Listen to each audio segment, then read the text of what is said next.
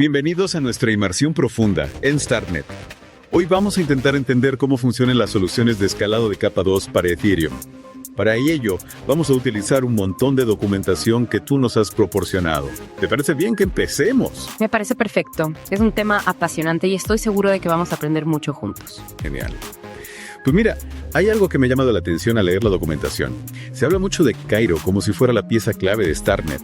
¿Es realmente tan importante? Sí, Cairo es fundamental en Starknet. Es el lenguaje de programación específico para esta tecnología y su importancia radica en que está diseñado para generar pruebas de una forma súper eficiente. Y estas pruebas son la clave para que Starknet pueda procesar un gran volumen de transacciones fuera de la cadena principal de Ethereum. O sea que gracias a Cairo, Starknet puede ser mucho más rápido y económico que Ethereum. Exactamente, pero no solo eso, Cairo también es crucial para la seguridad de Starknet. Aquí es donde entra Sierra, un intermediario que garantiza que el código escrito en Cairo sea seguro, es decir, que no se pueda usar para crear transacciones fraudulentas. ¿Y cómo lo hace? Es como un control de calidad para el código de Cairo. Sí, algo así. Sierra se asegura de que el código escrito en Cairo sea probable, es decir, que se pueda verificar matemáticamente que no hay errores ni intenciones maliciosas. Entiendo. Entonces, Sierra analiza el código de Cairo. ¿Y Cairo qué pasa con Chasm? Lo he visto mencionado en la documentación. Sí. Chasm es la representación a bajo nivel del código de Cairo. Es como el lenguaje que la máquina virtual de Starknet entiende. Lo importante es que, gracias a Sierra, todo el Chasm generado es seguro. Esto significa que todas las transacciones en Starknet se pueden verificar matemáticamente. Es alucinante. Es como tener una garantía matemática de que todo funciona correctamente. Pero esto no limita la flexibilidad para los desarrolladores. Es cierto que hay ciertas limitaciones, pero en realidad eliminar las pistas definidas por el usuario en Cairo 1.0 ha sido un gran avance en seguridad. Antes, los desarrolladores tenían que proporcionar estas pistas para guiar al compilador.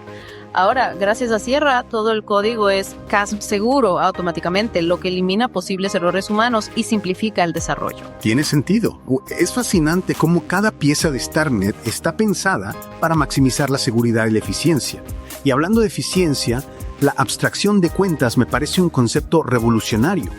¿Puedes explicarnos qué implicaciones tiene para los usuarios? Claro.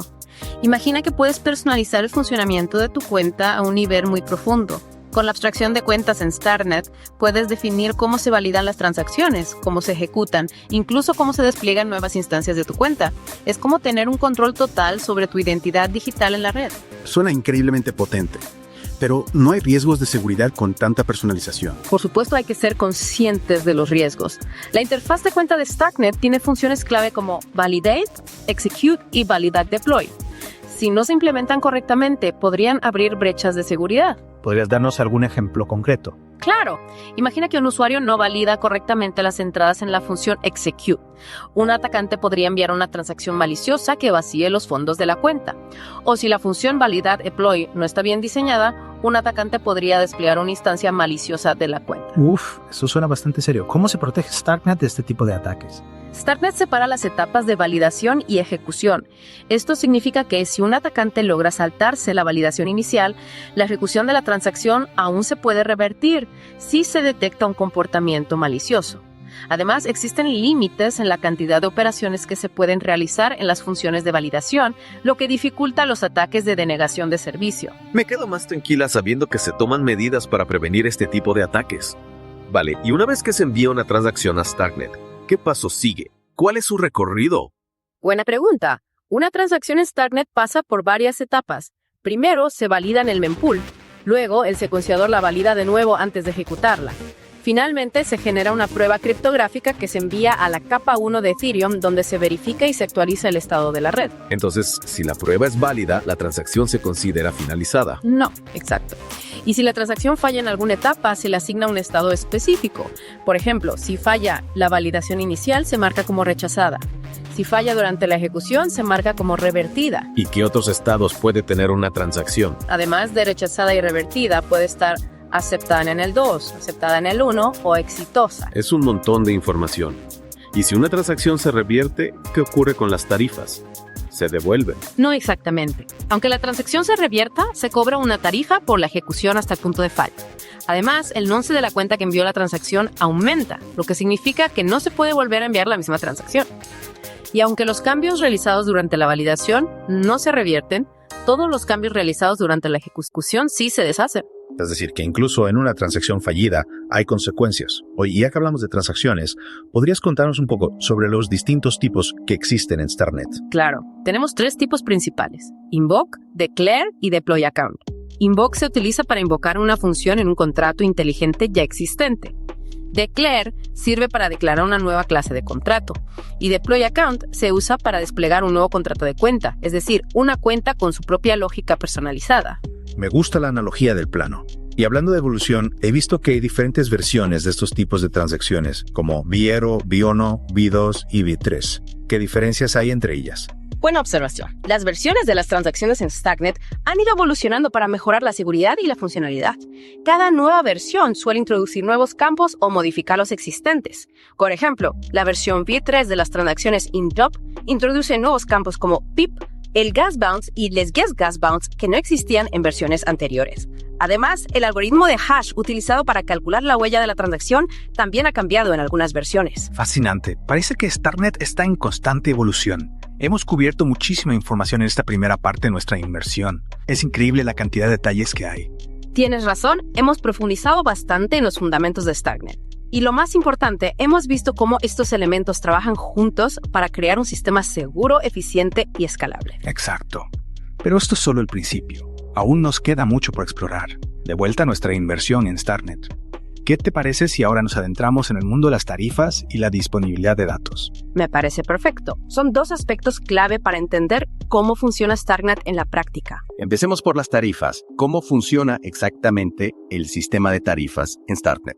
Bueno, en StarNet las tarifas se componen de varios elementos. Por un lado, tenemos los costes de gas en la capa 1 de Ethereum. Costes de gas en la capa 1 de Ethereum. Pero no se supone que StarNet es una capa 2 o es independiente de Ethereum. Sí, pero no del todo. Recuerda que StarNet necesita interactuar con Ethereum para garantizar la seguridad y la finalidad de las transacciones. Ah, claro. Es como un pequeño peaje que hay que pagar para acceder a la seguridad de Ethereum. Exactamente. Y luego tenemos los costes de gas en la capa 2 de StarNet, que son mucho más bajos que en Ethereum. ¿Por qué son más bajos? Porque StarNet procesa las transacciones fuera de la cadena principal, lo que permite una mayor eficiencia. Y por último, tenemos los costes de la disponibilidad de datos. Disponibilidad de datos. ¿Eso qué es? Tiene que ver con los callatas y los blobs que he visto en la documentación. Sí, exacto. La disponibilidad de datos se refiere a la necesidad de asegurar que los datos de las transacciones estén disponibles para todos los participantes de la red. En StarNet se utilizan Caldata y blobs para este fin. ¿En qué se diferencia? Caldata se usa para datos pequeños que se publican directamente en la cadena de bloques de Ethereum. Los blobs, en cambio, son para datos más grandes y se almacenan fuera de la cadena. ¿Y cómo se garantiza la integridad de los datos almacenados en los blobs? Se utiliza un compromiso criptográfico que se publica en Ethereum. Este compromiso permite verificar que los datos no han sido manipulados. Entiendo. Es como una especie de resumen de los datos que se guardan en Ethereum para comprobar que todo está correcto. Exactamente. Y aquí es donde entra en juego EIP 4844, una propuesta de mejora para Ethereum que introduce un nuevo tipo de blobs más eficientes y económicos. Eso suena muy bien. ¿Y cómo afecta esto a StarNet? Pues reduce significativamente los costes de la disponibilidad de datos en StarNet, lo que a su vez reduce las tarifas de las transacciones. Genial. Parece que StarNet está en constante evolución para ser cada vez más eficiente. Y hablando de la arquitectura de StarNet, ¿podrías explicarnos un poco más sobre SNOS, el sistema operativo? Claro. SNOS es como el cerebro de StarNet. Es un programa escrito en Cairo que se encarga de verificar la validez de los bloques y asegurar la integridad del estado de la red. Es decir, que SNOS es el responsable de que todo funcione correctamente en StarNet. Exactamente. Verifica que las transacciones son válidas, que los saldos de las cuentas son correctos, que no hay ningún tipo de manipulación.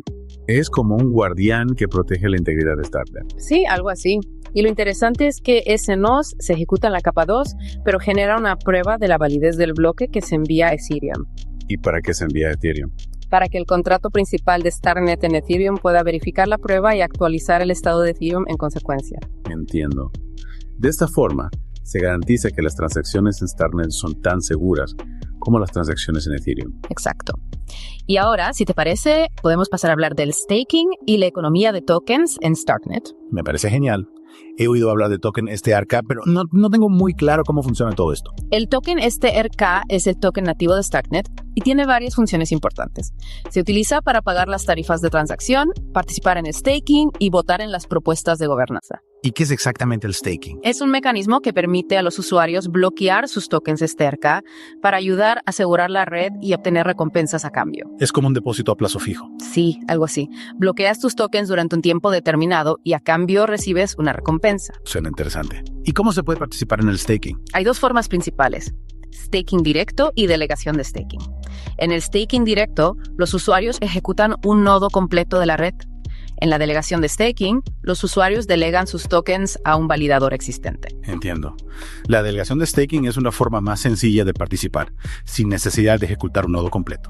Exacto. Y las recompensas que recibes dependen de la cantidad de tokens que bloquees y del rendimiento del validador. O sea que el staking es una forma de obtener ingresos pasivos con tus tokens STRK. Sí, se puede decir así. Y además, al participar en staking, estás contribuyendo a la seguridad de la red. Es fantástico.